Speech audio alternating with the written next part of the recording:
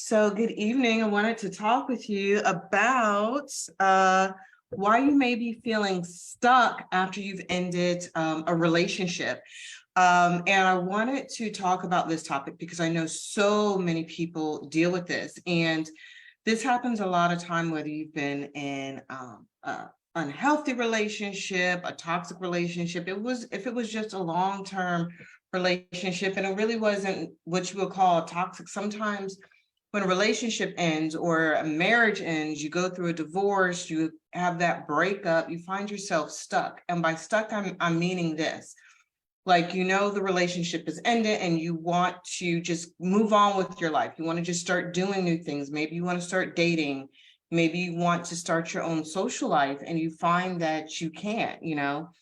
And sometimes, you're just feeling like, you go out to have fun. And while you're out having fun, you're just not having fun. You just feel empty. Or when you date, you just find it challenging to date, whether that be just everybody you meet is just the wrong person. They could be a good person, but they're not right for you. You're not having that connection. Or on the other end, you feel like you're connected with them, but you keep getting ghosted or it just doesn't go anywhere. You find out you're unaligned. Or if you have made it into a relationship, you find that the relationship is rocky and it's just a replica of the relationship that you had before in the past. And you just keep having the same type of relationship, even though it's with a different person.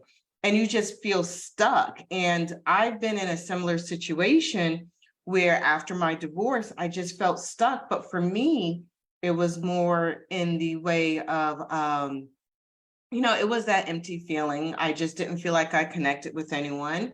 And at one point, I almost settled. I was just like, well, maybe it's me.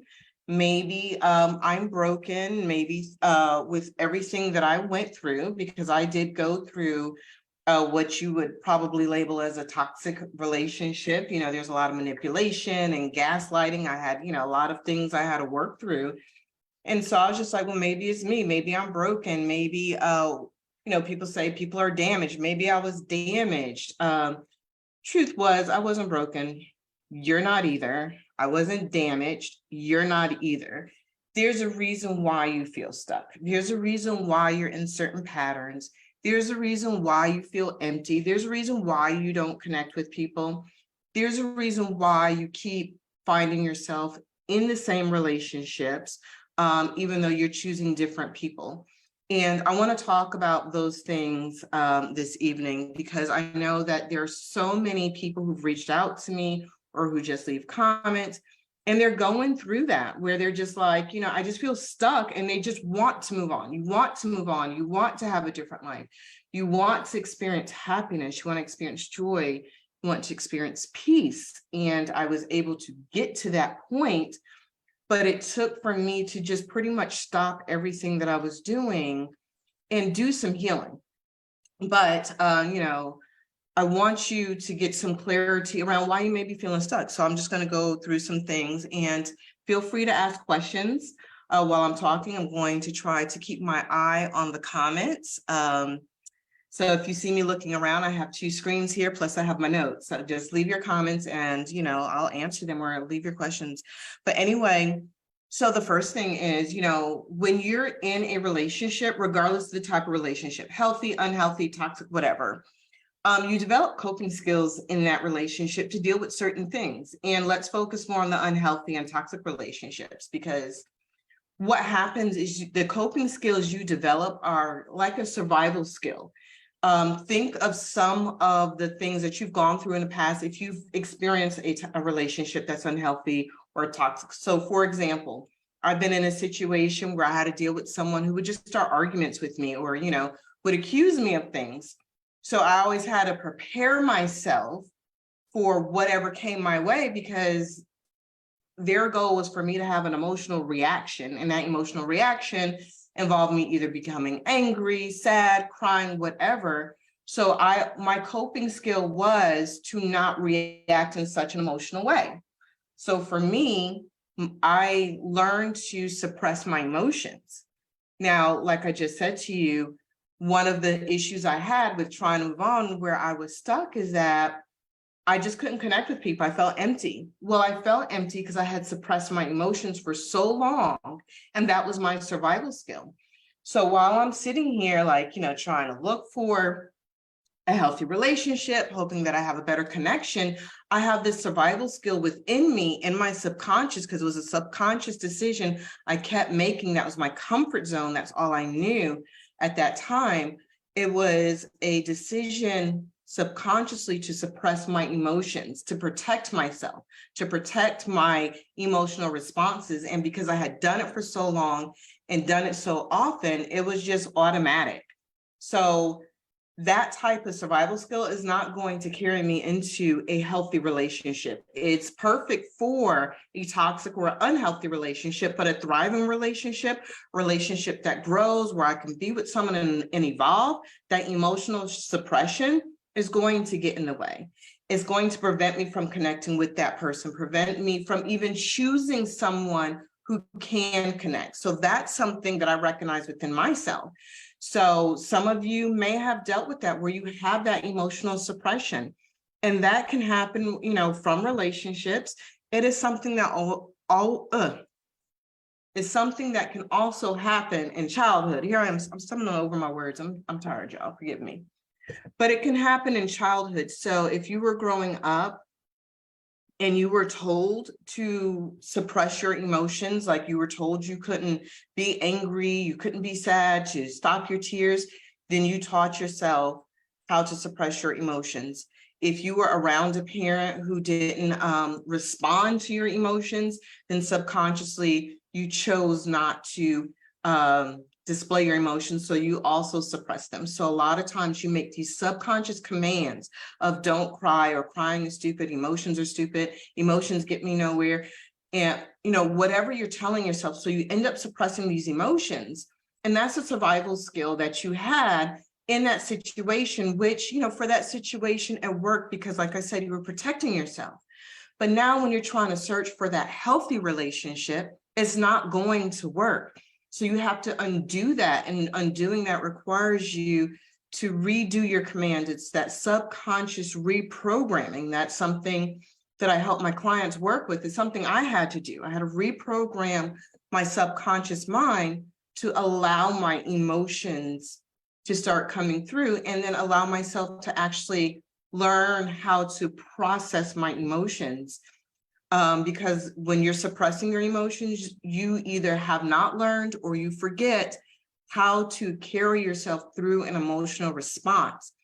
And that for some people, it feels so uncomfortable because you feel so vulnerable. So you are automatically always suppressing, because that feeling is very uncomfortable. But that's something that you actually have to do.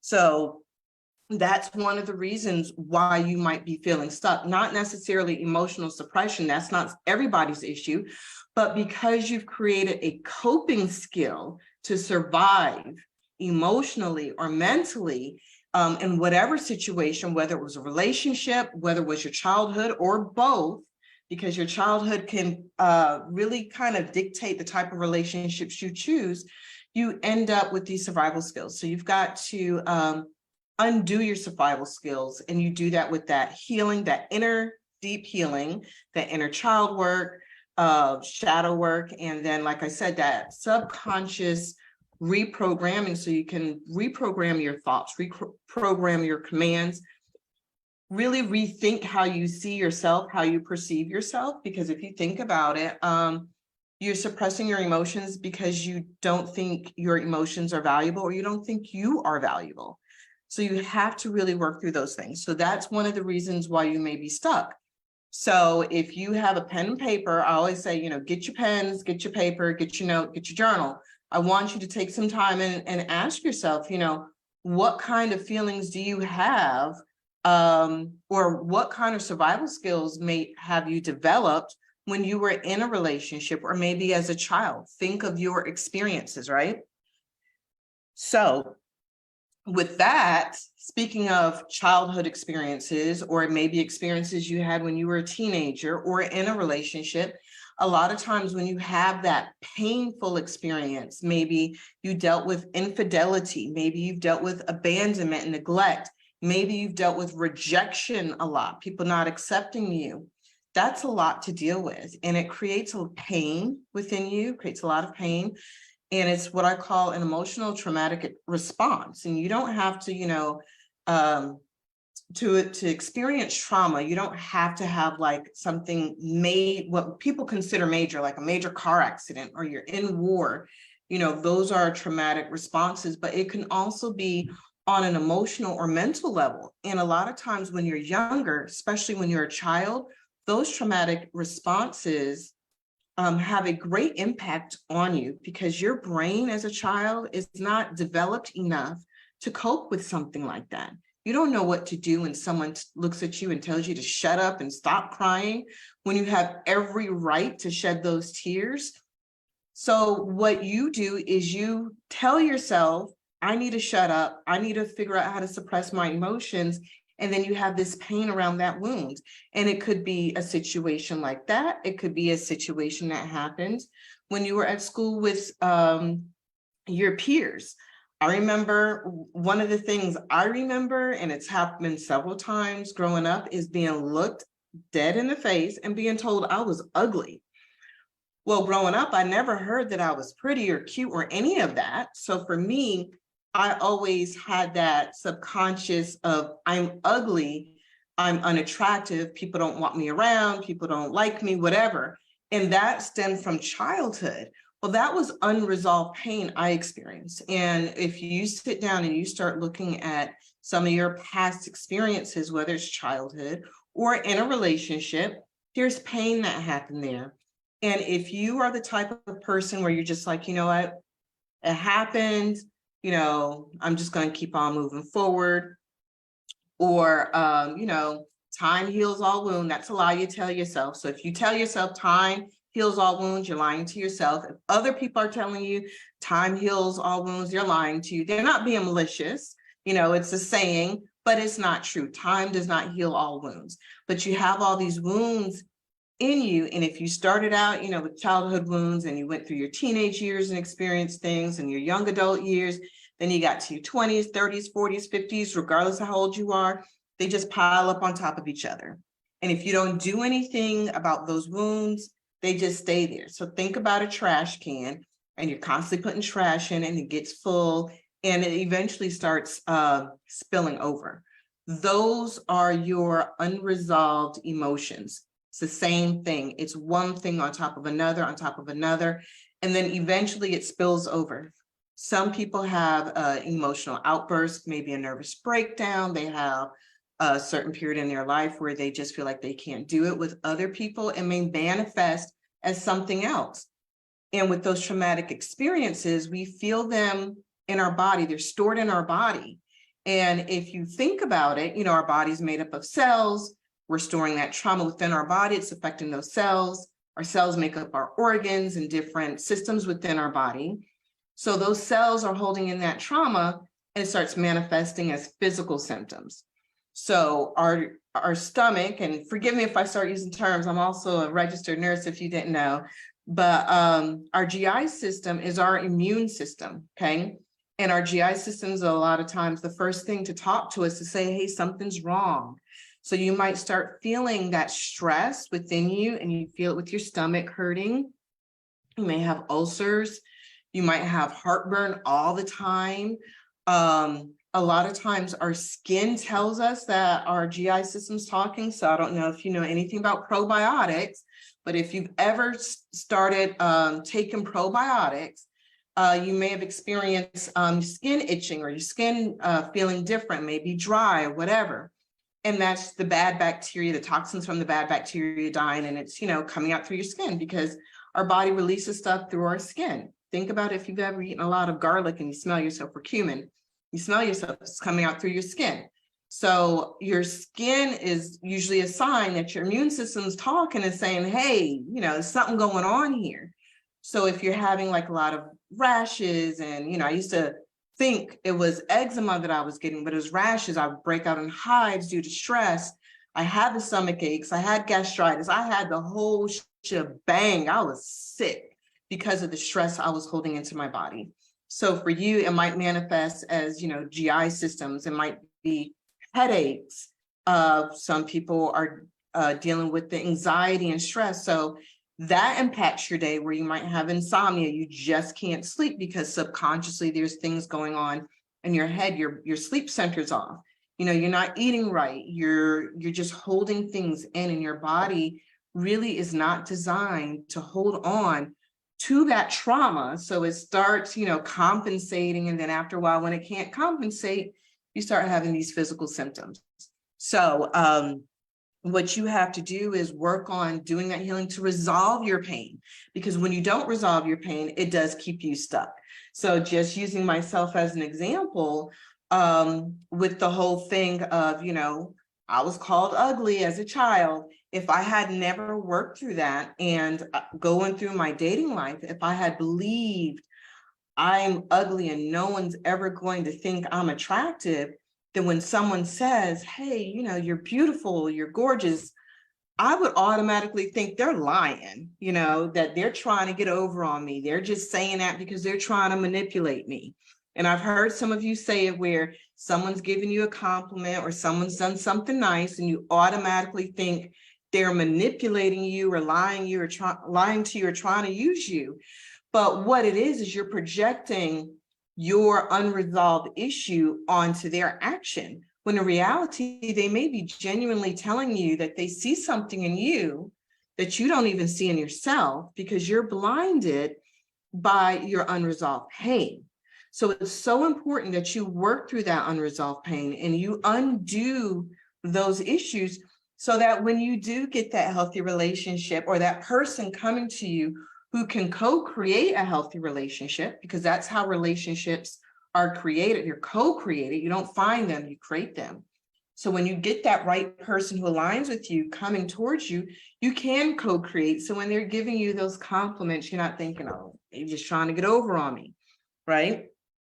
So unresolved pain is another thing that keeps you stuck. So the first one was carrying your survival or coping skills from painful situations. The next thing is unresolved experiences from your childhood or from your adult years, maybe from some relationships also. The third reason why you might be stuck is due to lack of self-identity. So this is huge, and I see this in a lot of people. And this also goes back to, your childhood, or even creating coping skills when you're in a painful situation. But what happens is, and let's talk about surviving. When you're in a survival mode, you're not trying to be your most unique self, because your most unique self might create conflict with a certain person, and you may not be accepted to people. So there might be some uncomfortable situations. So what do? You suppress who you are.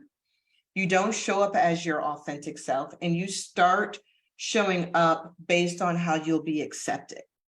This could have happened as an adult. This could happen as a child. And if it happens as a child, usually you weren't even given the opportunity to develop as your most authentic self. You weren't allowed to have your uniqueness. You weren't allowed to make your own decisions. You weren't allowed to say, you know what, I thought I want this, but I changed my mind. I like that, without having some type of conflict. Or, maybe, and I see this a lot in our community, you had parents where certain things just weren't accepted. You just didn't do certain things. And not to criticize our parents or our grandparents, because they were raised in the same way and they were just teaching us what they taught us. But a lot of times when your family culture is, you don't do this, we don't do that, if that's who you are internally, you're going to suppress it. You're not going to show that part of yourself. So you lack your self-identity. When it comes to relationships, if you're with someone who's manipulative, who's controlling, you're going to limit your unique self, because, and if you've ever been in this situation, showing up creates conflict. And if you're a people pleaser, you're going to try to avoid that conflict. So instead of, facing the conflict or saying, you know what, we can't be together, I'm going to leave, because, you're lacking confidence, or maybe you don't think that you are valuable. You don't think you're worthy enough to find somebody else. Your self-esteem is low, you stay. And with that, you don't have that self-identity. Or it could just be that, here's an opportunity to be with a type of person that you've always wanted. Maybe they fit your list, and your list might be, you know, more of what's on the outside. They look good on paper, and you feel like, in order for me to be with this person, I have to fit into their image so I can be with them. And then you fit into their image. And as you're doing that, you lose yourself. So maybe you did know who you are, but you lost yourself because you were trying to fit into an image. And doing anything different could potentially make them leave you. And you didn't want that for whatever reason you have. There's no judgment. You know, a lot of times we're dealing with confidence issues and self-worth issues that stem from other things from our childhood or our younger years that make us make that decision. But you lose yourself. So you're lacking that self-identity and you've lost yourself. And then when that relationship ends, or, you know, whatever situation where you have lost yourself, where you didn't develop that self-identity ends, and then you're trying to get into the next relationship, or even, you know, showing up in your professional life, trying to start a business, showing up with your social life, you lack that self-identity and you really are lost. You don't know where you're going. You're unsure of what you want because you haven't become clear on who you are. And that is the number one reason that would keep you stuck, is not knowing who you are. And it's so important to create that self-identity, but you can't do that if you haven't taken the time to heal. If you haven't taken the time to undo those subconscious commands that you're making about yourself, that you're not worth anything, that you're not valuable, that, you know, no one's gonna like you, or you only attract toxic relationships. When you have those commands, you can't move on. So it's so important that you work on that. And I can't stress how important it is to have your identity, but I do want to let you know that I am hosting a workshop where I do help you become unstuck. And the very first step of that workshop is getting clear on who you are, getting clear on what you desire for your future, getting clear on how you want it to be. Because when you are unsure, you will never, ever get that dream that you're aiming for, that joyfulness, that happiness. You want that healthy relationship. You don't even know who is going to align with you because you're not even sure of who you are. You're not going to find that dream job because you don't really know your purpose and your passions, and, you know, what are your true capabilities. You only know what you've been told, or maybe what you've experienced. So until you get clear on who you are, you're going to stay stuck. So with that, I do want to invite you to join me in the workshop. It's called Your Next Chapter, because it's so important for you to start writing your next chapter. But I don't want you to write your next chapter being unsure, not being clear on who you are, having your coping and survival skills being present in your life, and having some unresolved pain. I want to help you undo all of that so you can move forward. And this workshop is 2 hours. I have early bird pricing going on right now. So normally it's $197, but it's early bird pricing is $37, which ends soon. So if you want to join right now. I'll drop the link. If you just want to reach out to me, DM or a messenger or whatever, and say, hey, just give me the link, just DM next and let me know, and I'll give you the link. But it's happening February 19th at 4 p.m. Eastern time. If you sign up and you can't make it, or you have to drop off early, no worries.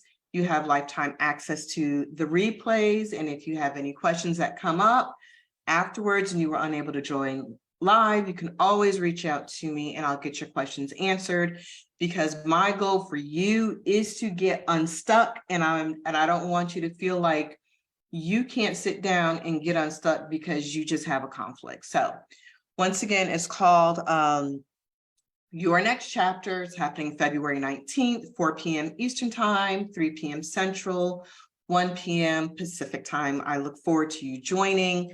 But just to recap on what I was talking about with being stuck, if you feel like you're stuck, if you feel like you've been trying to move forward, the relationship's ended, you have tried dating and you keep winding up in the same situations, you feel like you're not making connections with people, you feel like, there's pee in the dating pool, and while there is that it's not it's there's people out there. There are people out there like you who want to be with you, who are right for you, but you have to remove the veil of what you've experienced from the past that's been getting in your way and keeping you stuck, or you're going to stay stuck in that pool of pee. So we got to get out of the pool of pee, right? We got to get out of that so you can start experiencing that happiness, that joy, understand what an authentic love feels like, understand what it's like to co-create a healthy relationship with someone, understand what it's like to lay down and get some peaceful sleep because you're not stressing, to not deal with the pain of stress within your body, to stop having these nagging headaches, to stop having these physical symptoms and get your body right, get your mind right, get your spirit right. So I am here to help you with that.